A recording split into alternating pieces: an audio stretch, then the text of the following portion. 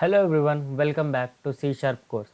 So ఈ వీడియోలో మనం స్ట్రింగ్స్ గురించి మాట్లాడదాం, వేరియబుల్స్ గురించి మాట్లాడదాం. వేరియబుల్స్ డీటెయిల్గా ఇంకా నెక్స్ట్ వీడియోస్లో మనం మాట్లాడదాం. కానీ ఈ వీడియోలో కొంచెం స్టార్టింగ్ కాబట్టి స్ట్రింగ్ అంటే ఏంటి, ఓకే, అవుట్పుట్ ఎలా చూపిస్తారు స్ట్రింగ్, దాని గురించి మాట్లాడదాం. ఓకేనా? సో ఇప్పుడు వీడియోని స్టార్ట్ చేద్దాం. సో నేనేం చేస్తాను అంటే, ఆల్రెడీ మనం ఇక్కడ డెస్క్టాప్లో వస్తే మనము యూట్యూబ్లో సి షార్ప్లో స్ట్రింగ్స్ అండ్ వేరియబుల్స్ అనే ఒక ఫోల్డర్ క్రియేట్ చేసాం. అందులో ఈ సొల్యూషన్ ఉంది చూసారా, స్ట్రింగ్ వేరియబుల్ సొల్యూషన్. దీని మీద డబుల్ క్లిక్ చేస్తా. డబుల్ క్లిక్ చేయగానే విజువల్ స్టూడియో అని చూపిస్తుంది. ఓకే మీద క్లిక్ చేసా. ఓకే మీద క్లిక్ చేయగానే నాకు ఇక్కడ ఈ ప్రాజెక్ట్ ఏదైతే ఉందో ఈ సొల్యూషన్, యాక్చువల్లీ సొల్యూషన్ అనాలి. సో ఈ సొల్యూషన్ అనేది ఓపెన్ అయిపోయింది. ఓకేనా? ఇప్పుడు నేను ఇక్కడ రాస్తా. ఫస్ట్ ఒక కామెంట్ రాద్దాం, వీఆర్ లెర్నింగ్ స్ట్రింగ్స్ అని. ఓకేనా? సో ఇప్పుడు స్ట్రింగ్ అంటే ఏంటి? స్ట్రింగ్ అంటే ఒక వేరియబుల్ది డేటా టైప్. ఇప్పుడు వేరియబుల్ అంటే మీకు తెలియదు, డేటా టైప్ అంటే తెలియదు, ఏం కాదు, సరేనా?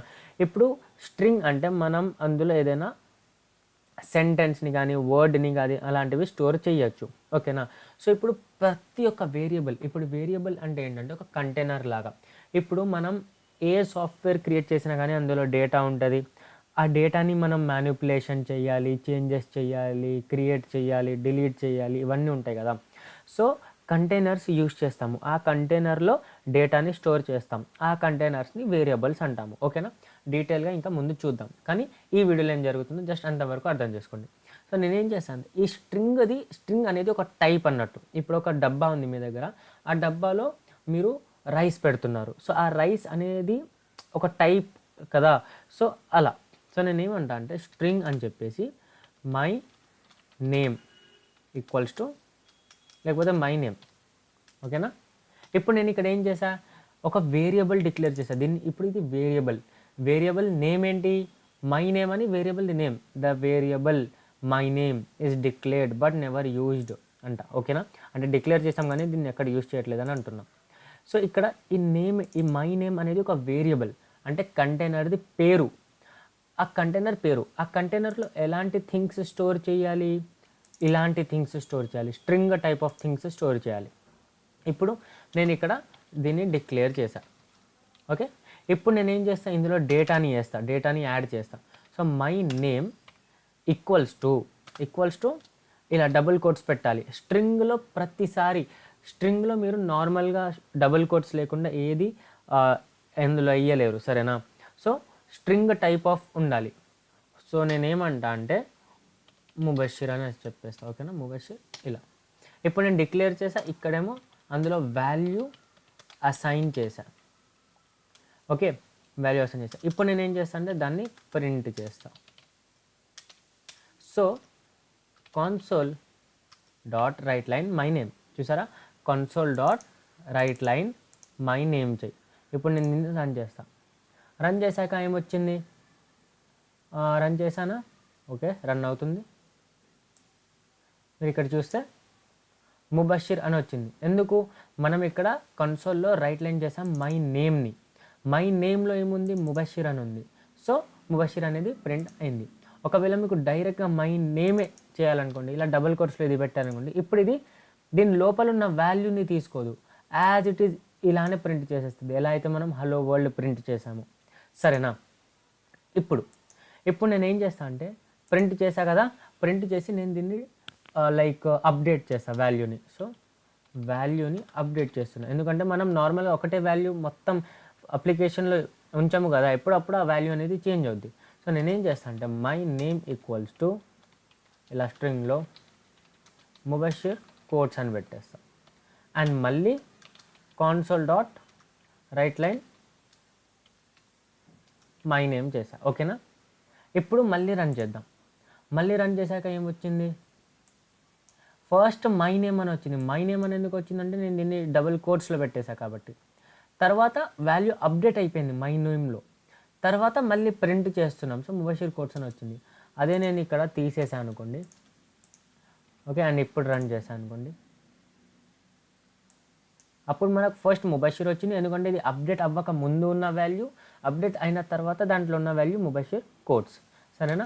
సో ఇలా మనం ఒక వేరియబుల్ని డిక్లేర్ చేస్తాము. టైప్ మనం ముందు చెప్పేస్తాం, ఇందులో నంబర్ ఉండాలా, స్ట్రింగ్ ఉండాలా, స్ట్రింగ్ అంటే ఇలా సెంటెన్స్ లాంటిది, ఓకే, ఏముండాలనేది. దాని తర్వాత వాల్యూని అసైన్ చేస్తాము, ప్రింట్ చేసుకోవచ్చు, అప్డేట్ కూడా చేసుకోవచ్చు. ఇప్పుడు ఇందులో కొన్ని డిఫరెంట్ థింగ్స్ ఉన్నాయి. ఇప్పుడు మీరు కావాలంటే డిక్లేర్ చేస్తున్నప్పుడే అందులో వాల్యూ ఇచ్చేయచ్చు. For example string friend name equals to Hriday, తర్వాత మళ్ళీ friend name equals to Sai, ఇలా. సో మీరు క్రియేట్ చేసినప్పుడే అందులో వాల్యూ వేశారు, తర్వాత మీరు కావాలంటే అప్డేట్ కూడా చేసుకోవచ్చు, సరేనా? సో ఇలా మనం ఒక వేరియబుల్ని డిక్లేర్ చేస్తాము. ఇప్పుడు నేను ఇందాక ఏమన్నా మీరు కరెక్ట్గా వింటే, ఇందులో మనం జస్ట్ ఇలా డబుల్ కోట్స్ ఉన్న వాల్యూనే వేయచ్చు కదా, ఓకే కదా. ఇప్పుడు నేను ఏమంటా అంటే string some name something name equals to friend name అంట,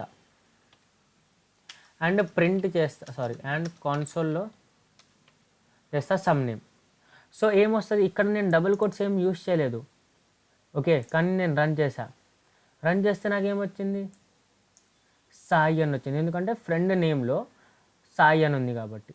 సో మీరు ఇక్కడ చూస్తే నేను డబుల్ కోట్స్ యూస్ చేయలేదు, కానీ ఈ ఫ్రెండ్ నేమ్ ఏ టైప్, స్ట్రింగ్ టైప్.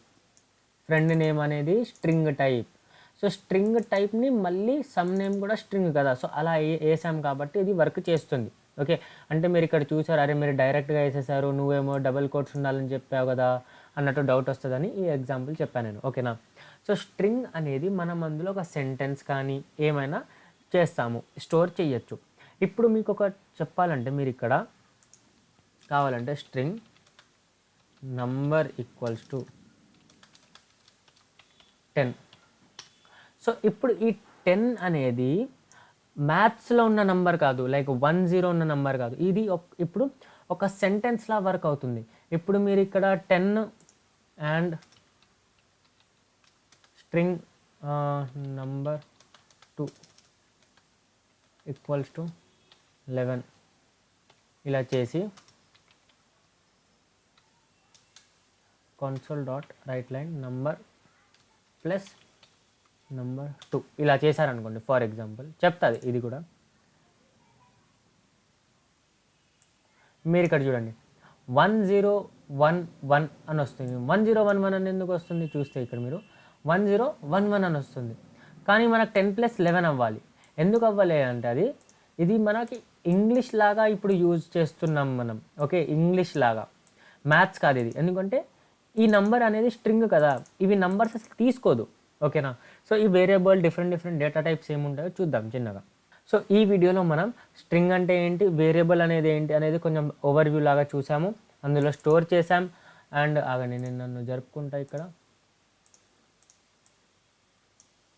సో అందులో స్టోర్ చేసాము, ప్రింట్ చేసాం, అలానే అప్డేట్ కూడా చేసాము, అండ్ కొత్త వేరియబుల్ కూడా డిక్లేర్ చేసాం, ఓకే, వాటిని కూడా అప్డేట్ చేసాము. ఇంట్ అంటే ఏంటి, స్ట్రింగ్ అంటే ఏంటి అనేది కొంచెం డిఫరెన్స్ చూసాము, ఓకే. అలా ప్లస్ చేసి చూస్తే ఇప్పుడు మనకు తెలిసింది, అరే ఇది ఇంగ్లీష్ నంబర్స్, మ్యాథ్స్ నంబర్స్ కాదు, మనం దాన్ని డైరెక్ట్గా అలా ప్లస్ చేయలేము అనేది, ఓకేనా. సో ఈ వీడియోలో అంతే. ఒకవేళ మీకు వీడియో కొంచెం అర్థమైతే లైక్ చేయండి, ఏమైనా డౌట్స్ ఉంటే కామెంట్ సెక్షన్లో నన్ను అడగండి. సో C# ప్లేలిస్ట్ ఇలానే కంటిన్యూ అవుతూ ఉంటుంది. సో మీరు సబ్స్క్రైబ్ చేసి పెట్టుకోండి, వీడియోని మీ ఫ్రెండ్స్తో షేర్ చేయండి, ఎవరైతే మీరు కలిసి నేర్చుకుందాం అనుకుంటున్నారు. నెక్స్ట్ వీడియోలో కలుద్దాం. Until then bye.